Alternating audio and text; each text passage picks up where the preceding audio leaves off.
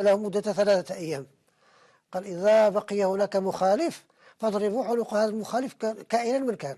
10 ثوان من ولم شريط يعارض مدته أحد. نصف ساعة كانت سببا في إثارة مجموعة من الانتقادات ضد جماعة العدل والإحسان المغربية. انتقادات دقت ناقوس الخطر من إمكانية تحول الجماعة الإسلامية من جماعة مسالمة لأخرى شبيهة بتنظيم الدولة الإسلامية. المشكل في هذا التصريح هو ربطه بين الخلافة والعنف وقطع الرؤوس ويعني القتل وكذا، وهذا يعبر عن مكبوت داخل الجماعة، لأنها تعلن أنها ترفض العنف، ولكن في الواقع هو يستوطن هو من صميم مشروعها. في المقابل لم تسحب الجماعة الشريط محل الجدل من الانترنت، لكنها اتهمت خصومها بالترويج لادعاءات تقول إنها غير صحيحة.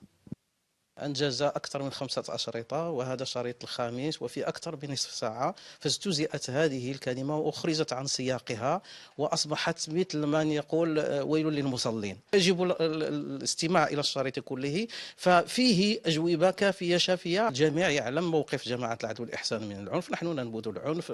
تدعو جماعة العدل والإحسان منذ تأسيسها قبل 30 سنة إلى إقامة نظام الخلافة الإسلامية على منهج النبوة، لكنه مخالف لما يقوم به تنظيم الدولة الإسلامية على حد قولهم.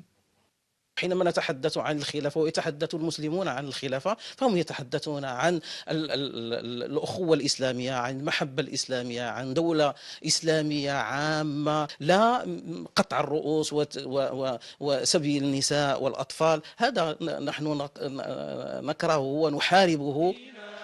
تعتبر جماعة العدل والإحسان أكبر تنظيم إسلامي معارض في المغرب، وتوجه انتقادات شديدة للوضع السياسي بالبلاد، رافضة الدخول في اللعبة الانتخابية بدعوى أن المؤسسات الناتجة عنها غير ذات صلاحية مؤثرة، في حين تدعو لتعزيز صلاحيات الحكومة والبرلمان أكثر مما جاء به دستور المغرب المعدل عام 2011. والأذواق ديالو لتطابق